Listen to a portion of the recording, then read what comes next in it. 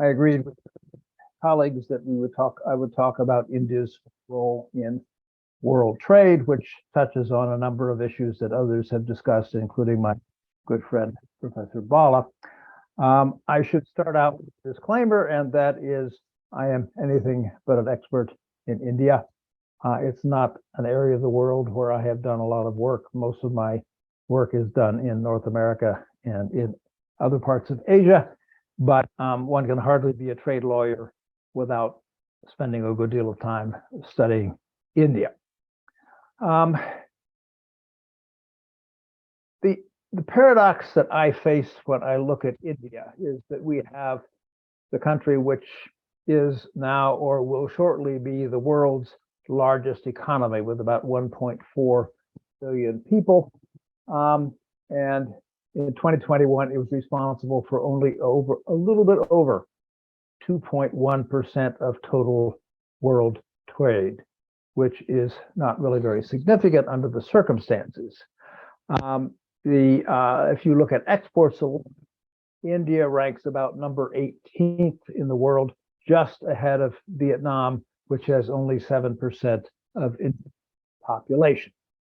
Your Prime Minister, Mr. Modi, hopes to increase the percentage to 3% by 2027 and perhaps 10% by 2047. That's almost 25 years away.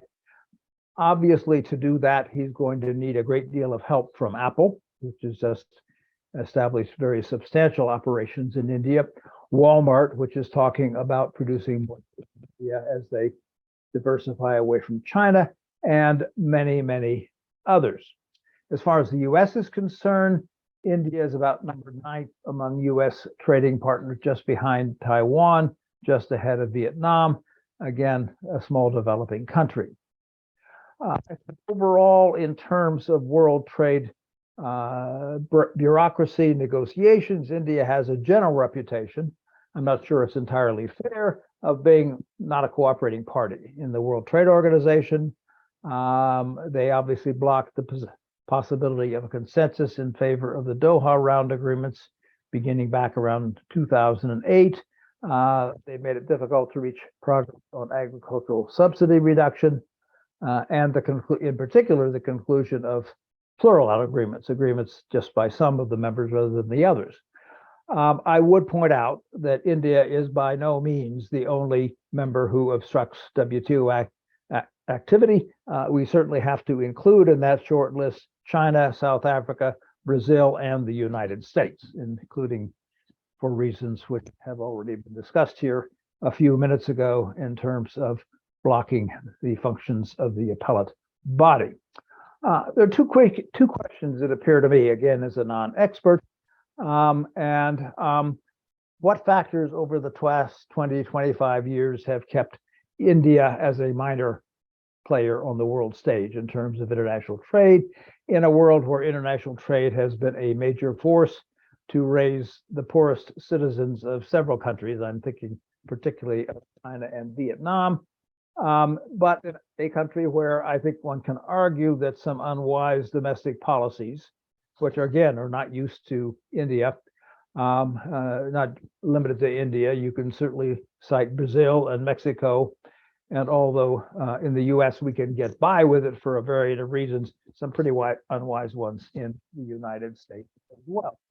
And then the question becomes, looking at the next 20, 25 years as a clean slate, what steps could India, the government, its industrial groups, unions, and others take if it can find the political will? And in India, that's a big question, as it is in other countries, to ensure that the next 25 years work better in building success, the major objective, which is a better life for its citizens. I mean, you can argue about whether abject poverty is $1.9 or $3.5 or $5, but whatever it is, for tens of millions, perhaps hundreds of millions of Indian citizens, it's quite clearly not enough.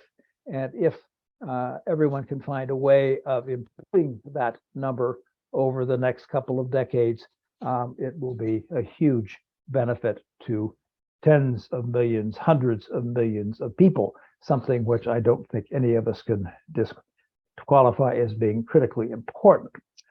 From an optimist point of view, there is a lot to look at. I mean, India is going to be the world's probably the third largest economy by 2027. It's fifth or sixth right now. GDP is growing very rapidly. It's going to double from about 3.4 trillion to 8.5 trillion in the next 10 years. It's going to grow $400 billion each year, which is a lot. Market capitalization is going to increase again by 3 to 1 almost or more by 2032. And I think India is going to benefit substantially from the decision of the multinational organizations such as Apple. It's not that they're necessarily going to move out of China, but they're going to reduce their reliance on production in China. They're going to diversify their production. They're going to shift and diversify supply chains to other nations. And India, of course, is not the only one that's interested in having a big piece of this action. You can add Malaysia, Thailand, Vietnam, Indonesia, and Mexico, among others. But India, for a variety of reasons I'll talk about in a minute, is pretty well positioned to get a big chunk of this diversification. The hopes are, the expectations are that your government will focus on domestic policy more than on new investment, job creation, and less on redistribution, and less of using the corporate tax reductions and investment incentive programs, which from my understanding, and again, I'm not an expert, haven't worked all that well in a lot of areas. And of course, India already has a tremendous comparative advantage in a number of services exports, ranging from IT to legal, to a lot of other things. And obviously, there are some benefits to what's going on these days, just because remote work post COVID-19, post Zoom, has been a lot more accepted than it was even 3 or 4 years ago. I think other factors which India really didn't have anything to do with, like the Chinese one-child policy, which has rather badly backfired in the last 30 years or so.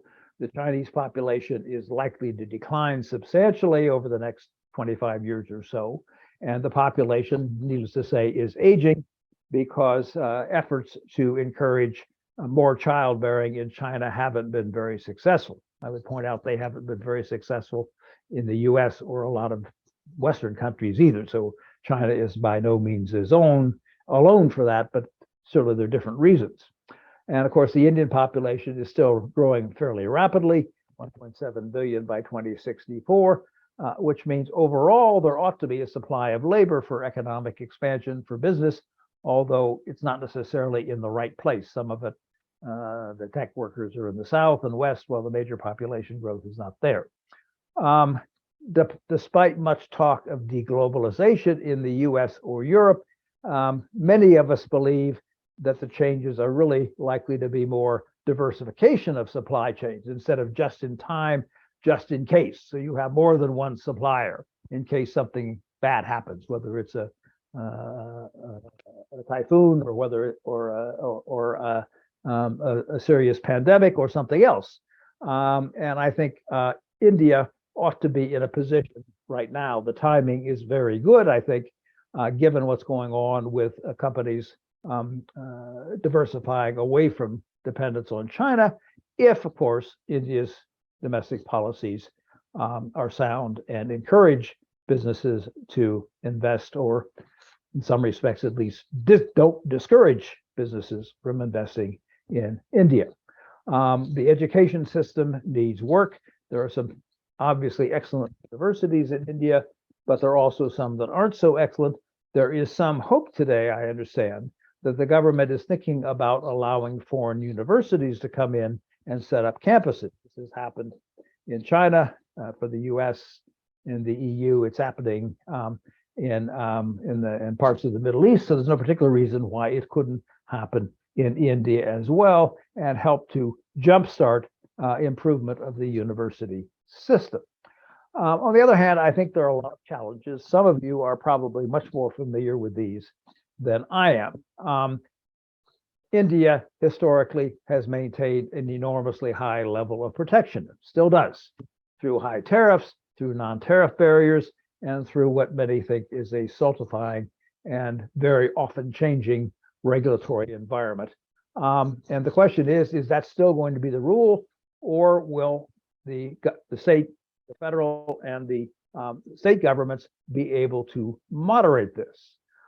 There's a great deal of opposition to foreign investment in some sectors like retailing, food distribution, and sales. In some provinces, historically, it may be changing, I don't know, because of corruption, poor governance, organized crime, caste-driven violence, and political unrest have been unable, at least until recently, to attract domestic or foreign investment, and as a result, have discouraged economic development where others opportunities might have been found. In parts of the country, road and road and rail infrastructure isn't as good as it could be, although it is definitely improving in some places. The government is building a lot of new highways and new railroads. India is short of ports that can handle the really biggest, the 24,000 TEU container units, which can call regularly at Sri Lanka and Malaysian ports. This is not unique. The U.S. has had this problem on the East Coast now for a number of years, and fortunately, we're beginning to put more money into places like Charleston and other ports on the East Coast.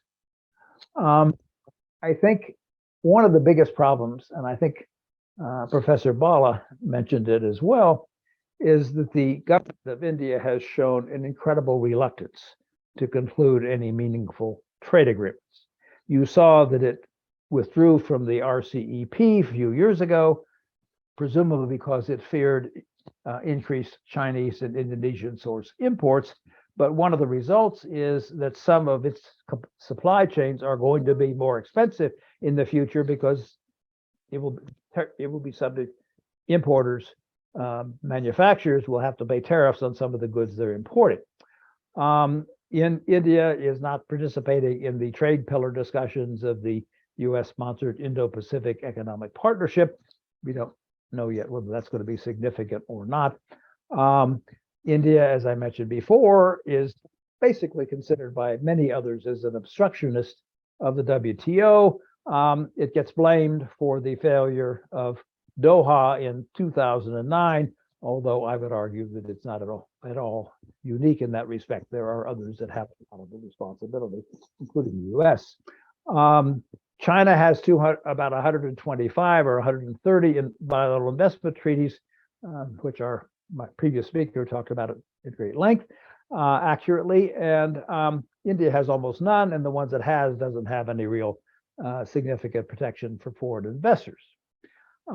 India and the post-Brexit UK have been unable to conclude a free trade agreement over the last several years, although as far as I can tell, the UK is at least as responsible for that as India because of the UK's rather strong anti-immigration policies. I think the focus at the moment probably should be on who else is looking to get the businesses that are leaving China. Vietnam has been very successful in this area for the last 10 years. Thailand, now more recently Indonesia, and more recently the Philippines seem to be qualifying well. All of them and India have roughly $3 an hour wage rates, which is much lower than China now. It's closer to $8. And that makes them, at least in principle, a desirable place for diversifying. And India has, of course, the huge advantage in that it has a far larger potential population who, even if they are not part of the middle class today, hopefully will be in 10 or 15 or 20 or 25 years, something one could not ignore. There are still concerns, however, not only in this country, but certainly in India, over arbitrary action by tax authorities. For example, the effort against the BBC a few weeks ago after they aired a program that Mr. Modi apparently didn't like. WTO, I won't repeat what others have said. How am I doing? I'm okay. But India was an original member of the GATT, became a member of the WTO as soon as it was possible in 1995. They played a major role in the Uruguay round of GATT negotiations, which created TRIPS, among others. I think since 1995, India has been, along with the other BRICS, South Africa, Brazil, not China at that point, because China didn't become a member until 2001, more position than in support of any sort of multilateral trade liberalization. Basically, there was an unbridgeable gap between the BRICS and the Quads, the US, Japan, Canada, and the EU. And it wasn't bridgeable in 2008, and it's not bridgeable today. And there's been very little multilateral trade activity other than the Trade Facilitation Agreement in 2015. And one of the previous speakers said that the WTO was moribund, and one could argue that that was an optimistic point of view, that the chances of the WTO doing any meaningful trade negotiations in the next couple of years are pretty limited, in fact. So again, what's recent? Mentioned agricultural subsidized, efforts to reach a compromise with COVID-19, licensing of drugs hasn't worked. Fishery subsidies are still moving forward at a glacial pace. A 25-year-old understanding not to impose custom duties on electronic goods delivery has not been agreed to by India, and India, along with South Africa and a few others, seem to be dead set against plurilateral agreements, even though they don't have to be bound by them. But again, India is not alone. Look at China, look at South Africa, look at the US. But I think all of that means that the chances of the WTO being a meaningful multilateral forum for trade negotiations has passed. US-India relations, I'll finish up in 2 or 3 minutes. I think it's fair to say that, as in China, the chronic religious conflict in India is frightening away some Western investors, including some in the US. And Mr. Modi doesn't have a particular reputation in the West on this issue. There's an economic as well as a human rights concern here, because the US, as you probably know, has laws that are essentially preventing the importation of goods such as solar panels and a lot of textiles from the Muslim reasons of China. A lot of people in the US who welcomed the entry of China into the WTO in 2001, and I admit I was one of those, regret it now and are not going to make the same mistake with another large country that they think could repeat China's success. Whether or not that's realistic, I don't know. And again, there are a lot of government bureaucrats all over the world who have some distrust here with India, particularly after last year's multilateral ministerial negotiation. Another problem which I think Indian officials have to keep in mind, it's a big problem in Mexico right now, is that some US multinationals have a multilateral commitment to carbon neutral operation by 2045 or 2050. A lot of those companies will think twice about inputting major operations in a country where there is very dirty electricity, where it was powered mostly by coal, as in India, or by dirty fuel oil in Mexico, and where clean energy is lagging in India or discouraged in Mexico. And of course, the health issues do have some impact on some people who may or may not want to live in India. This has been an issue in China as well. Other things, the US has a whole range of issues that are mostly intellectual property. I will skip over those in the desirability of time. Certification issues,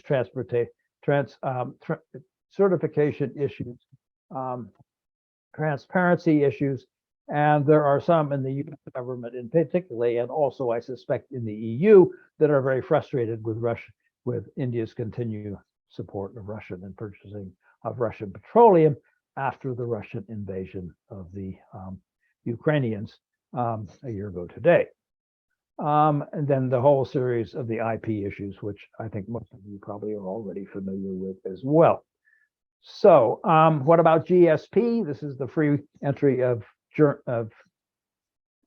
goods from India into the U.S. And a couple dozen other countries. The Trump administration terminated this for the reasons you can see: equitable and reasonable access to markets. GSP is gone for the moment as of December 2020, but it will come back, but it's probably not going to come back from India. Is a trade agreement possible? I don't think so. There are just too many issues which would be too hard to deal with. Labor, environment, investment protection, and IP protection, digital trade, all of those things I think are impossible for the Indian government under present circumstances. So what's going to happen? I think there are two possibilities. One is there will be major changes. Mr. Modi has made some positive steps. He could make some more. The GDP is growing very rapidly. And it may well be that in the next 5 or 10 years, there's some significant positive changes.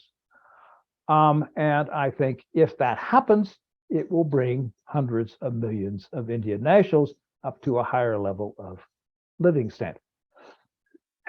Hopefully it's going to happen, but I leave it to you, I leave it to you to opine as to whether it really is or is not. Thank you.